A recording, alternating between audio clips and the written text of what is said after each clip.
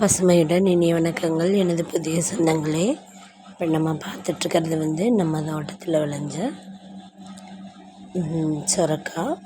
இப்போ சுரைக்காய் எப்படின்னா நீங்கள் ஃபேட்டாக இருக்கிறவங்க எல்லாருமே சுரக்காய் சாப்பிட்டீங்க அப்படின்னா உங்களுக்கு நீர்ச்சத்து அதிகமாக இருக்கிற ஒரு காய்கறி அப்படிங்கிறதுனால உங்களுக்கு நல்லாயிருக்கும்.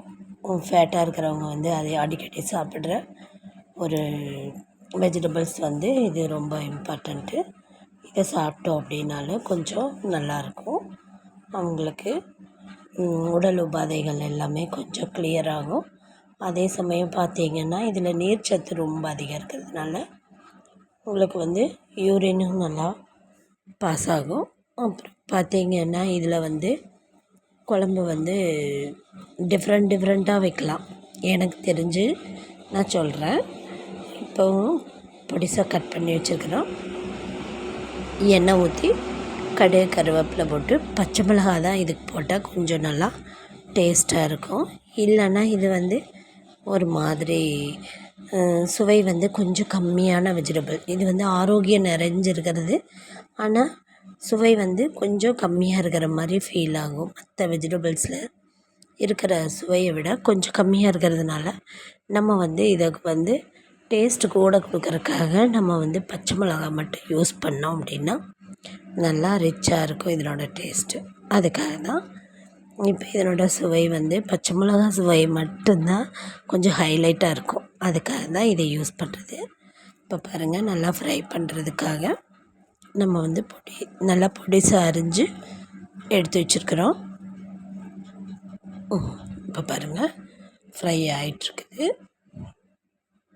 உங்களுக்கு இது பிஞ்சு காய் அப்படிங்கிறதுனால நான் 2 காய் கட் பண்ணேன்.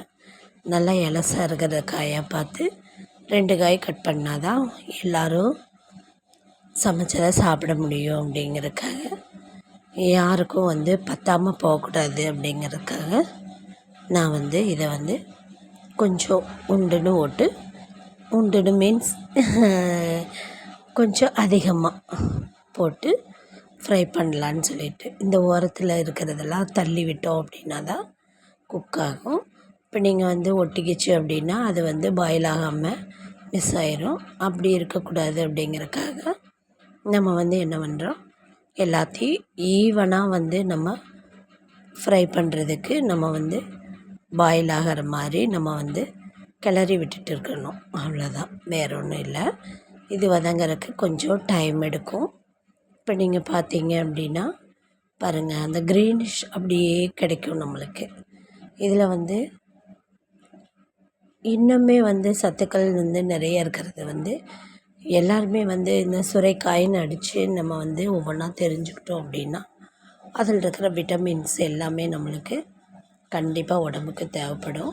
அந்த விட்டமின்ஸு உங்களுக்கு எல்லாத்துக்குமே ரொம்ப நல்லது மட்டும்தான் இது கொடுக்கும். இது நீங்கள் நாட்டு காய்கறி அப்படிங்கிறது ரொம்ப முக்கியமானது. இப்போ நம்ம மஞ்சப்பொடி போடுறோம் அப்படிங்கிறது எப்படின்னா இது தரையில் படர்றது, கொடியில் படர்றது கொடிக்காய். ஆனால் இது தரையிலையும் இருக்கும். அப்போ இதில் இப்போ மழைக்காலங்கள் அப்படிங்கிறதுனால மண்புழு இது மாதிரி குட்டி குட்டியாக வண்டு இந்த மாதிரியெல்லாம் இது தொடுறதுனால இதுக்கு கிருமி நாசினி அப்படிங்கிறதுக்காகவே நாம் என்ன பண்ணுறோம், டர்மரிக் பவுடர் யூஸ் பண்ணுறோம். இப்போ நம்ம என்ன ஃபுட்டு பண்ணாலும் உங்களுக்கு ஈஸியாக கிருமிகளை அவாய்ட் பண்ணுற ஒரு மெடிசன் தான் மஞ்சள் பொடி. இப்போ இந்த மஞ்சள் பொடி போடுறதுனால உங்களுக்கு எந்த ஒரு உணவுப் பொருளும் க்ளீனாக நம்ம உட்கொள்ள முடியும். அது நான் கண்டிப்பாக சொல்வேன்.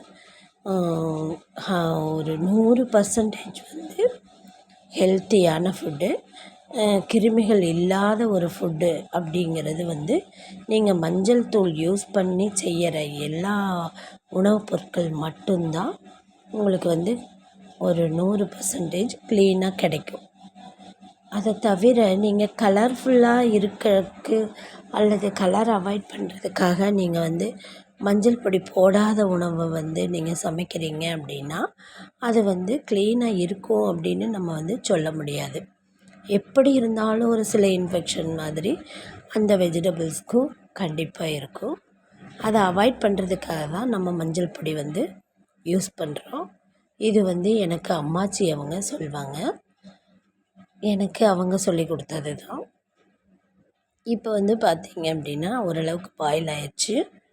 இது வந்து பாயில் ஆக ஆக நல்லா வாசனை சூப்பராக இருக்கும். இப்போ இது வாசனை நல்லாவே இருக்குது அப்படின்னாலும் நம்ம நல்லா கையில் வந்து கொஞ்சம் தொட்டு நசுக்கி பார்க்கணும். இப்போ வெந்துருச்சு அப்படின்னா நீங்கள் வந்து ஈஸியாக வந்து மசிஞ்சிரும். அப்படி இல்லை அப்படின்னா கொஞ்சம் கடித்து சாப்பிட்ற மாதிரி இருக்குது அப்படின்னா நம்ம இன்னுமே கொஞ்சம் பாயில் பண்ணணும்னு அர்த்தம்.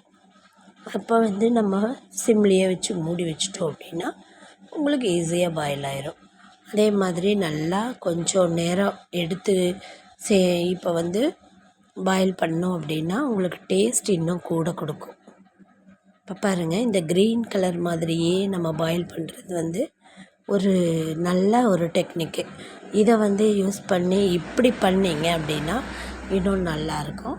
இப்போ வந்து இது காய் நல்லா பிஞ்சு காயாக இருக்கிறதுனால இது நல்லா வந்து டேஸ்ட்டு நல்லா சூப்பராக இருக்கும்.